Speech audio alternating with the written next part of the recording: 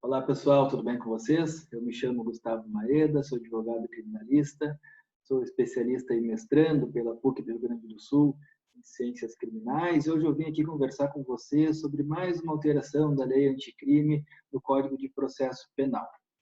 Antes de tudo, eu gostaria de agradecer o convite realizado pelos colegas para participar desse importante e pertinente projeto em parceria com a editora Tiralon Blanc e também de me desculpar por eventual má qualidade do áudio ou do vídeo que estão sendo entregues. Pois bem, coube a mim falar sobre a motivação e a fundamentação das decisões judiciais, agora expressamente referidas no artigo 315, parágrafo 2º do Código de Processo Penal. Antes de avançar na matéria, eu gostaria de fazer brevíssimas considerações iniciais, e a primeira delas é referir que essa alteração se trata de uma importação lá do artigo 489 do Código de Processo Civil, no qual dispõe quais são os elementos necessários da sentença. Essa alteração legislativa visa garantir que todas as decisões judiciais proferidas nos autos estejam devidamente motivadas e fundamentadas. Justamente esta alteração chama atenção tendo em vista a repercussão prática que ela terá em todos os tribunais brasileiros. Eu recordo ainda que, durante muito tempo, houve uma briga muito forte com relação à decisão que decreta prisão preventiva, com relação à falta de motivação e de fundamentação da decisão que homologa o flagrante, e é justamente neste cenário que esta alteração legislativa visa suprir a lacuna que até então havia sido deixada no Código de Processo Penal.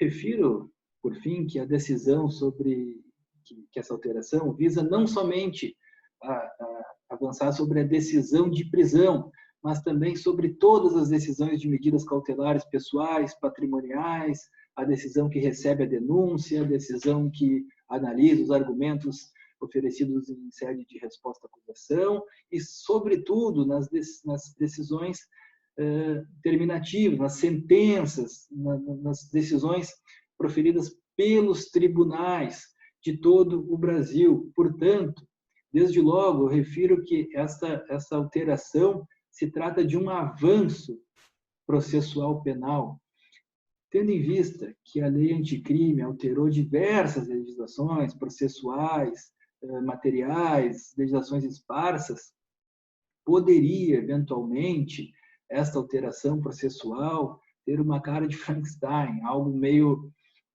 uma colcha de retalhos. Não, eu entendo que esta alteração veio a calhar, ela é pertinente, ela é relevante e, sobretudo, ela é muito importante pelo que se projeta dela. Diretamente ao ponto, o artigo 315 refere que a decisão que decretar, substituir ou denegar a prisão preventiva será sempre motivada e fundamentada. O parágrafo 1º do artigo 315 trata da necessidade de demonstração da contemporaneidade. Este assunto não será tratado por mim, será tratado por um outro colega aqui mesmo. Eu me limitarei a falar com vocês sobre o parágrafo 2º, que dispõe que não se considera fundamentada qualquer decisão judicial, seja ela interlocutória, sentença ou acórdão, e das 6 hipóteses, portanto, de fundamentações negativas, elementos que não podem ser verificados dentro de uma decisão para que ela seja considerada idônea. O primeiro deles é quando a decisão se limita a indicar, a reproduzir ou a parafrasear ato normativo sem explicar sua relação com a causa ou a questão decidida. Pois bem, o legislador deixou claro aqui a necessidade do aplicador da lei penal em demonstrar qual foi o racional que se utilizou para decidir de determinada forma e não de outra. Ele deve ser adstrita, essa decisão deve estar adstrita ao caso em concreto. Não basta, portanto, que o julgador, o aplicador da lei, avalie a tese. Ele tem o dever de avaliar aquela circunstância do meu caso processual penal, e não de todos os casos, algo genérico, tese simplesmente, não. Os contornos fáticos específicos daquele caso devem ser devidamente avaliados e manifestados fundamentadamente na decisão judicial.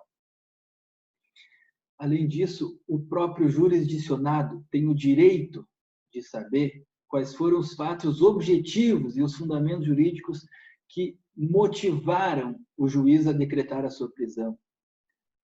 Também devem estar presentes todos os motivos específicos pelos quais o magistrado se utilizou ao concluir que a liberdade, a privação de sua liberdade, perdão, é a medida necessária para atender aquela finalidade. Eu trouxe como um exemplo negativo aqui a impossibilidade de decretação da prisão preventiva do investigado sob vagos fundamentos, aqueles que se encontram na doutrina e, sobretudo, na jurisprudência, que referem, tendo em vista a garantia da ordem pública, o decreto da prisão preventiva, o decreto da prisão preventiva, pois estão presentes os requisitos do artigo 312. Não, isso não basta para que a decisão judicial seja considerada rígida. O inciso 2 considera que a decisão não é idônea quando ela emprega conceitos jurídicos indeterminados sem explicar o motivo concreto de sua incidência no caso. Pois bem, o aplicador da lei ele não pode se utilizar das diversas vagas expressões que estão presentes no texto normativo e omitir-se de embasar qual foi a pertinência de sua utilização naquele caso. Eu lembro aqui que no artigo 312 do Código de Processo Penal dispõe que a prisão preventiva poderá ser decretada como garantia da ordem pública, da ordem econômica, por conveniência da instrução criminal ou para assegurar a aplicação da lei penal. Assim, é necessário que o juiz fundamente de forma específica qual é a leitura que ele está dando sobre, por exemplo, garantia da ordem pública e do porquê que ele compreende adequado e necessário a restrição da liberdade do acusado, do investigado, sob este viés. É necessário que esteja disposta, dentro da sua decisão, a fundamentação que ele se utilizou, o racional que ele se utilizou para chegar a esta conclusão. O inciso 3 refere que não se encontra fundamentada a decisão que invocar motivos que se prestariam a justificar qualquer outra decisão. Conforme eu já havia salientado lá no inciso 1 do artigo 315, do parágrafo 2º, o legislador se preocupou com os argumentos de decisões que podem simplesmente ser replicadas a qualquer outro caso, ou, aliás, a um outro caso semelhante. Não pode aqui decisões genéricas, abrangentes, que contemplam uma infinidade de casos. O jurisdicionado tem o direito de ver o seu caso ser julgado, as suas circunstâncias serem delineadas na decisão que decreta a sua prisão. Portanto, se trata da inidoneidade, da motivação da decisão, quando ela simplesmente reproduz uma jurisprudência do tribunal ou de doutrinas que abrangeriam uma infinidade de casos similares.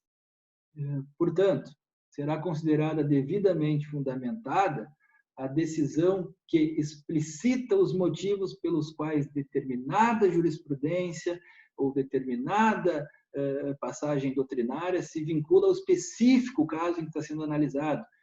Repito, não basta, e agora está expressamente referido, que o juiz se limite a proferir uma decisão em que, em outros casos, daria a mesma, bastando alterar o nome do investigado, do acusado.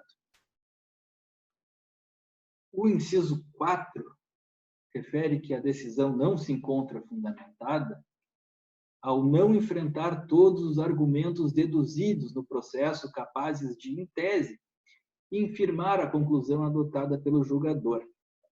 Bom, cabe esclarecimento de que não se trata do dever do magistrado enfrentar absolutamente todas as alegações das partes. Não.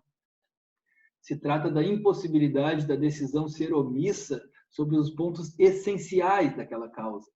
Ou seja, quando a decisão for proferida, toda e qualquer circunstância ou tese ou argumento deve ser devidamente sopesado na decisão, desde que este argumento diga respeito à conclusão obtida pelo julgador. O inciso 5 refere sobre a falta de fundamentação da decisão que se limita a invocar precedente ou enunciado de súmula sem identificar seus fundamentos determinantes nem demonstrar que o caso sob julgamento se ajusta àqueles fundamentos.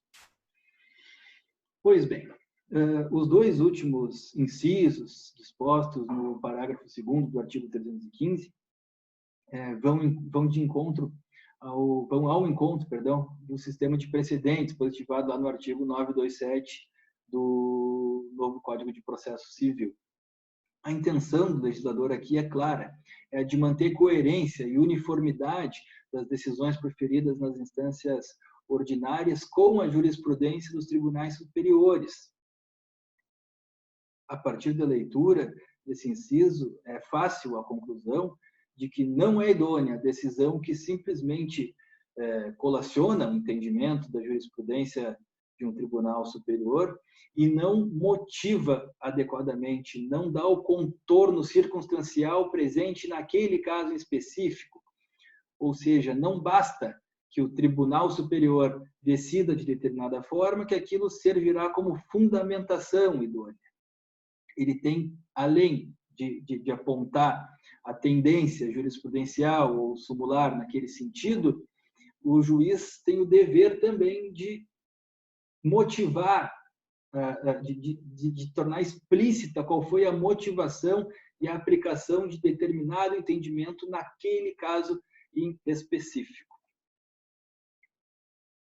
Por último, o artigo 6 refere que não se considera decisão fundamentada aquela que deixa de seguir enunciado de súmula, jurisprudência ou precedente invocado pela parte, sem demonstrar a existência de distinção no caso em julgamento ou a superação do entendimento.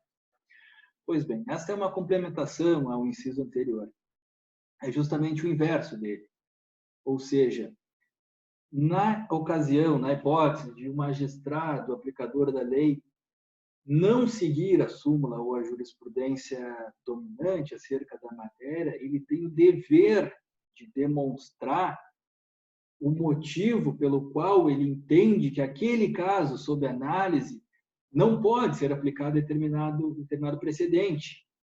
Ele tem o dever, portanto, de motivar. Esta é a via que ele tem de demonstrar. Tem que estar devidamente demonstrada dentro da sua decisão a razão pela qual ele não está se utilizando da decisão tomada em sede de precedente. Bom, por fim, aqui eu questiono qual será o impacto dessa alteração legislativa e, na verdade, eu acredito que o impacto ainda não pode ser percebido, desde logo, porque essa alteração, nós, sem dúvida nenhuma, temos muito a aprender com ela, nós temos muito a trabalhar com ela, mas uma certeza que eu tenho é que a fundamentação das decisões judiciais agora está disposta o ponto de partida delas. Não é um modelo de decisão judicial, mas sim os elementos mínimos de uma decisão judicial para que ela seja considerada idônea. E, sem dúvida nenhuma, o impacto que se espera dessa alteração é a diminuição dos erros judiciários e uma maior segurança jurídica nos julgamentos dos diversos casos, dos milhões de casos Brasil afora. E, sobretudo, a alteração legislativa visa impactar na necessidade, na obrigatoriedade dos contornos específicos daquele caso serem julgados. Não tão somente as teses, não basta decisões vagas que se limitam a refutar as teses. Não, é necessário, portanto, e esse impacto que se espera, que a decisão judicial seja capaz de julgar o caso específico e motivar qual foi a tomada, motivar as razões para a tomada de determinada posição dentro da decisão judicial. Bom, eu deixo abaixo o meu contato, caso fica me colocando ao dispor para eventuais dúvidas, críticas, conversas, debates. Espero que tenham gostado, agradeço a audiência, a paciência. Repito que é uma satisfação estar aqui conversando com vocês. Agradeço novamente pelo convite e me coloco à disposição, através do contato passado, para conversar com vocês. Muito obrigado a todos.